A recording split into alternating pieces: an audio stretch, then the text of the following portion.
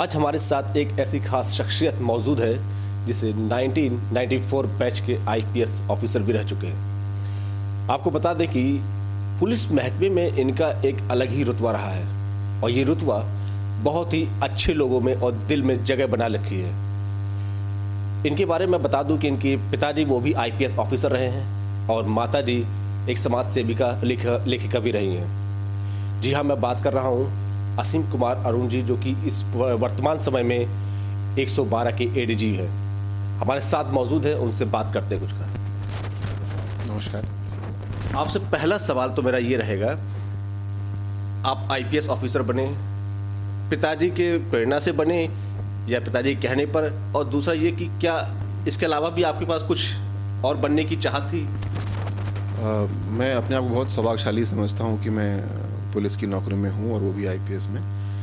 निश्चित रूप से पिताजी एक बहुत सफल अधिकारी थे, बहुत नेक इंसान थे और वर्दी का बड़ा सकारात्मक प्रयोग करते थे। तो जब ऐसे पिता घर में हों तो उनसे प्रेरणा मिलना बहुत स्वाभाविक है। लेकिन हाँ, तो एक चाम। लेकिन जब मैं कॉलेज में था तो कॉलेज में रहते ही मुझे थर्ड ईयर में एक मीडिया में नौकरी मिली, जो मैंने 1 साल की टेलीविज़न जर्नलिज्म की, और वो भी मुझे बहुत आनंद आया, बड़ा अच्छा लगा मुझे उसे करने में। लेकिन 1 साल के बाद मैंने आकलन किया कि मुझे ये करना है कि ये करना है, तो मैंने ए पे पुलिस को रखा और बी पे मीडिया को रखा। तो मैंने सोचा कि पहले एक शॉट लेता हूँ, अच्छे से देखता हूँ कि अगर पुलिस में हो गया तो ठीक है, नहीं हुआ तो मीडिया के मैंने 1 साल में देख लिया था कि मैं कर सकता हूँ इस काम को। फिर अच्छे से 2 अटेम्प्ट दिए तो दूसरे अटेम्प्ट में मेरा आईपीएस में सिलेक्शन हुआ और सौभाग्य से होम कैडर भी मिल गया। इसलिए शायद सर का जो है कि मीडिया से भी जो इंटरेक्शन है बहुत अच्छा है, इसी वजह से, क्योंकि मीडिया को भी इन्होंने थोड़ा बहुत जाना पहचाना है और पिताजी के एक तरह से रुतबे में रहकर भी इन्होंने आईपीएस की एग्ज़ाम परीक्षा पास करके अपने आप को यहाँ तक लाए हैं। इसके अलावा भी कुछ घर परिवार में आपके जैसे आईपीएस से माताजी आपकी स्वास्थ्य से क्या, तो परिवार में मेरे अलावा मेरी बहन है, वो उनका और मेरा सिलेक्शन एक ही साथ हुआ था। वो आईएएस में है और प्रमुख सचिव शिक्षा हैं भोपाल मध्य प्रदेश शासन में इस समय, और बस 2 ही भाई बहन हम लोग। अच्छा सर, ये भी कहा जाता है कि आपकी पोस्टिंग जहाँ जहाँ हुई है वहाँ के जो कह सकते हैं माफिया कहीं ना कहीं आपसे डरते थे, थर्राते थे। तो क्या एनकाउंटर से डरते थे या आपके काम से डरते थे, क्या वजह है? ये सुनने में तो बड़ा अच्छा लगता है कि अपराधी थर थर कांपते थे, पर मैं इस बारे में क्या कहूँ, तो अपराधियों से पूछें तो आपको बेहतर रिपोर्ट मिलेगी इस बारे में। लेकिन ये मैं ज़रूर कहूँगा कि मेरा मानना है कि पुलिस को सुपर कॉप्स से ज़्यादा सुपर सिस्टम्स की ज़रूरत है। हमारी पुलिस की प्रणाली ऐसी है हो गई है कि उसमें मेहनती लोग बहुत सारे हैं, लेकिन मिलकर एकजुट कर काम करें और उसका अच्छा परिणाम मिले, ऐसा कम हो पाता है। और 112 अपने आप में इस चीज़ का सबसे बड़ा उदाहरण है कि एक सिस्टम बना के काम किया जाए तो कितना अच्छा परिणाम मिल सकता है। आप अगर 112 की कार्रवाई पूछें तो क्या मैं कोई सुपर कॉप हूँ जिसकी वजह से ये अच्छा काम करता है, या पीआरवी पे हमने कोई कांस्टेबल्स लगा रखे हैं जो बहुत जाबाज हैं जिसकी वजह से अच्छा काम होता है? नहीं, दोनों बातों का जवाब ना होगा। प्रणाली बहुत अच्छी है, एक टेक्नोलॉजी को इस्तेमाल करके, प्रोसेस को इस्तेमाल करके एक सिस्टम बनाया गया है। तो बहुत ज़रूरी है कि हम ऐसे और सुपर सिस्टम विकसित करें जिससे कि नागरिकों को अच्छी सेवाएं दे पाएँ। 112 की ज्वाइनिंग से पहले काफ़ी, अब ज्वाइनिंग के बाद काफ़ी बदलाव आया है 112 में। तो आपने जब ज्वाइनिंग की तो क्या लगा आपको 112 में, क्या कुछ कमियां आपको मिली यहाँ पर जो आपने उसको और बदलाव किया? क्योंकि अब समय से गाड़ियाँ भी पहुँच रही हैं, समय से केस भी सॉल्व हो रहे हैं। 112 की प्रणाली तो काफ़ी अच्छी चल रही थी, पर ऐसी कोई चीज़ नहीं है जिसको कि और अच्छा ना किया जा सके।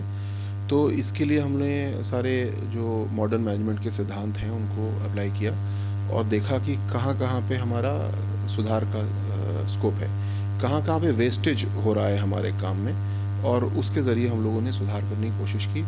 इस बीच में बहुत बड़ी चुनौती आई कोविड की, और 112 का काम बिल्कुल ही बदल गया कुछ दिनों के लिए, क्योंकि अपराध, ट्रैफिक आदि ये काम तो बचा नहीं लॉकडाउन और उसके काफ़ी दिन बाद तक। लेकिन लॉकडाउन से जो लोग विपरीत रूप से प्रभावित हो रहे थे, जिनको मानवीय राहत की ज़रूरत थी, उसके लिए मुख्यमंत्री जी का आदेश हुआ कि पीआरवीज़ बांटें की। तो हमने बहुत तेज़ी से अपने सिस्टम को उस समय बदला था और लोगों को मानवीय राहत भी पहुँचाई। इसमें कोई शक नहीं है कि कोविड-19 में 112 ने बहुत अहम भूमिका निभाई थी। 112 चूँकि कहते हैं कि घटनाओं पर जब कॉल आती है तब वहाँ पहुँचती है, लेकिन 112 ने कई ऐसे लोगों की मदद की है जो भूखे हैं, और कई ऐसे लोगों की मदद की है जिनके पास आने जाने के लिए साधन नहीं था, लेकिन 112 ने उन सब की मदद की और कोविड-19 में काफ़ी योगदान भी दिया है। तो ये 112 की गाड़ियों को आपने यहाँ लगाने का किस तरह विचार बना दिया? इसमें जब लॉकडाउन हुआ और 4-5 दिन हो गए थे, तो मुख्यमंत्री जी ने ऐसा महसूस किया कि तमाम व्यवस्थाएं सरकार कर रही है, लेकिन कुछ लोग ऐसे हो सकते हैं जिनको फिर भी खाना पहुंचने में टाइम लगे।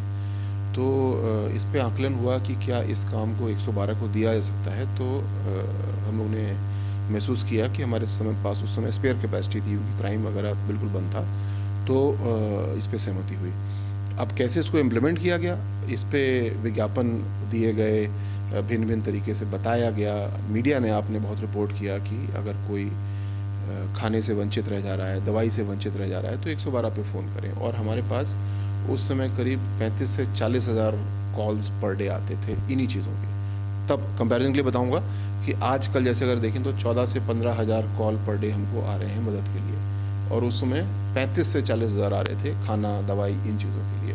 तो बहुत बड़ा काम ये एक जनरेट हो गया था, और उसके लिए स्वयंसेवी संस्थाओं के माध्यम से आ रही राहत और जनपद प्रशासन की ओर से आ रही राहत, दोनों को गाड़ियों में रखा जाता था, और जहाँ जहाँ से कॉल आते थे वहाँ पे राहत पहुँचाई जाती थी। और उसके अतिरिक्त बहुत ज़्यादा राहत और भी पहुँचाई गई जो बिना कॉल की थी। कोई सड़क पे मिला जो भूखा है, परेशान है, किसी के बच्चे को दूध नहीं मिला है, मिल्क पाउडर नहीं उनके पास है, तो जो गाड़ी में सामान होता था वो इस तरीके से। एक चीज़ और कि लॉकडाउन के दौरान 112 गाड़ियों का कुछ गलत इस्तेमाल भी हुआ, जैसे कि कुछ ऐसी कॉल्स आती थी जो कभी कोई पिज़्ज़ा मांग रहा है, कोई समोसा मांग रहा है, कोई चटनी मांग रहा है। कॉल आने के बाद भी गाड़ियाँ वहाँ मौके पर पहुँचती भी थी, तो उसको किस तरीके से वहाँ पुलिस विभाग जो संभालती थी इस तरीके? उसको हम यूँ लेते हैं, ऐसे कुछ कॉल आते हैं, लेकिन जैसे मैं बताया करीब अगर एक दिन में 14,000 15,000 कॉल आते हैं, तो महीने में 1-2 कॉल ऐसे आते हैं। जैसे अभी एक कॉल आया, एक व्यक्ति ने फ़ोन किया कि मैंने एक चूहा पाला हुआ है और मेरे चूहे के पैर में दर्द हो रहा है, ऐसे कुछ था। और हमारे साथियों से गलती हुई, उन्होंने उसके वीडियो को लिया और वो सोशल मीडिया में पहुंच गया, और फिर खैर लोगों ने सभी ने संवेदनशीलता बरती, उसको नहीं आगे बढ़ाया।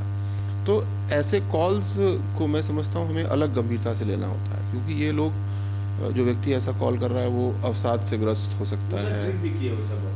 हाँ, कई कारण हो सकते हैं, कोई परेशानी में हो सकता है, कोई अवसाद से ग्रस्त हो सकता है। तो ऐसे कुछ एक आध कॉल आ सकते हैं और उनको हम लोग हैंडल कर लेते हैं, कोई मुश्किल बात नहीं है। ये ज़रूर कभी कभी हम लोग से गलती हुई है कि ये चीज़ें हमने प्रकाशित करा दी, तो वो उसको अब बहुत केयरफुल रहेंगे कि इसका प्रकाशन नहीं होगा, और समोसा चटनी तो नहीं पहुंचाएंगे, लेकिन अगर कोई व्यक्ति गलती से ऐसा फ़ोन कर रहा है तो उसको एजुकेट करेंगे।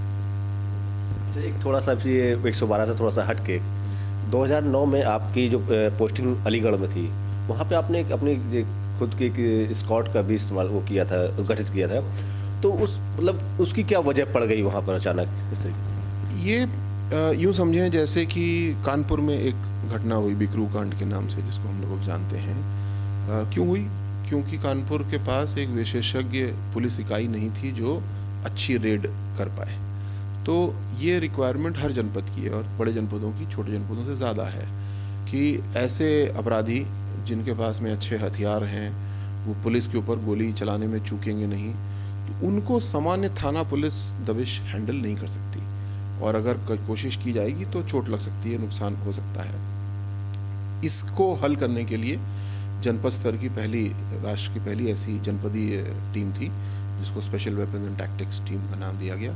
उसमें 20 ऐसे बहुत होशियार कांस्टेबल, सब इंस्पेक्टर्स को रखा गया, और वो इस तरह के ऑपरेशन को संपादित करते थे।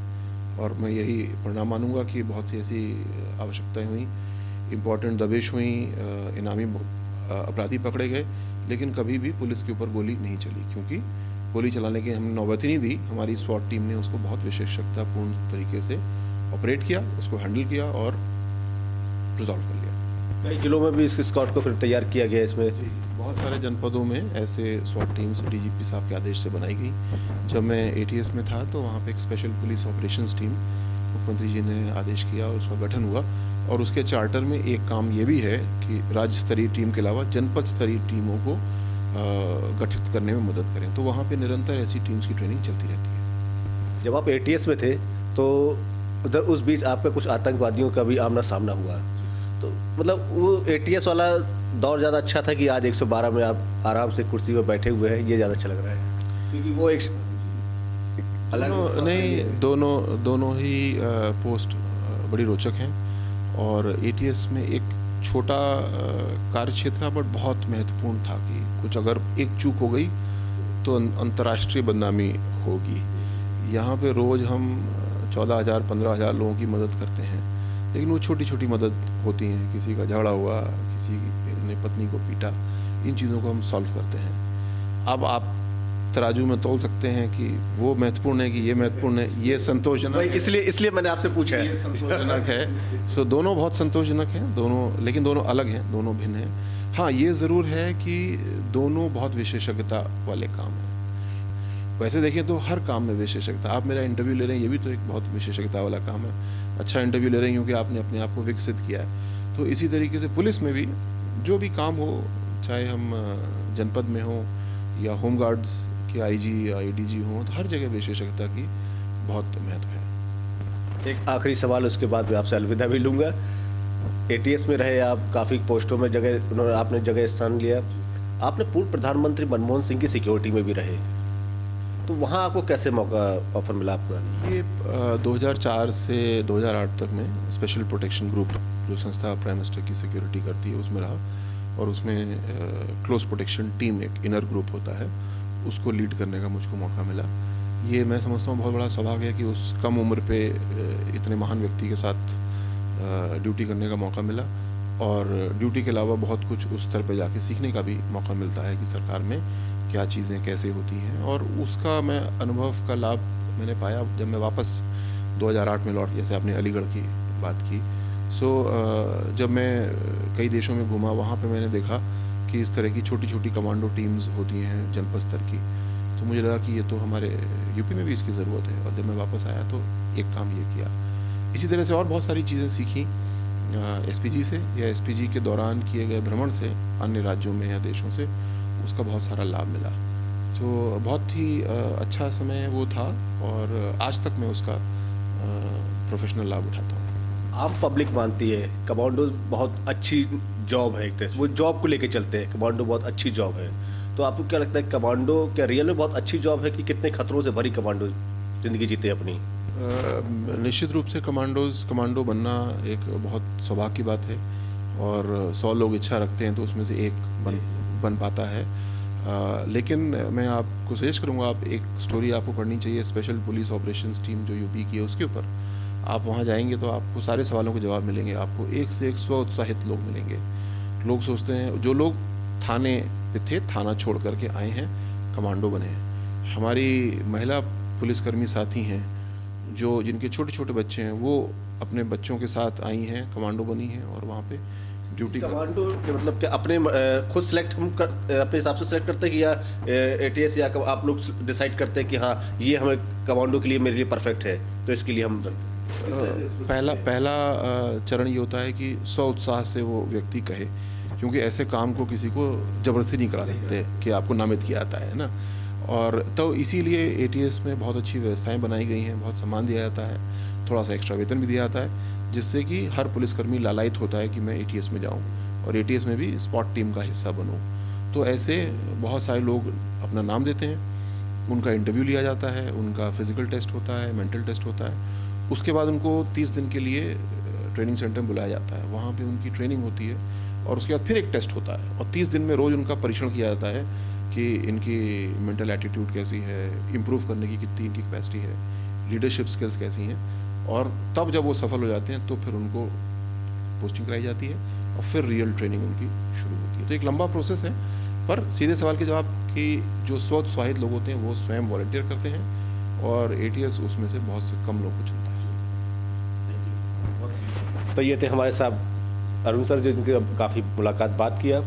मैं लखनऊ से देवेंद्र प्रताप सिंह।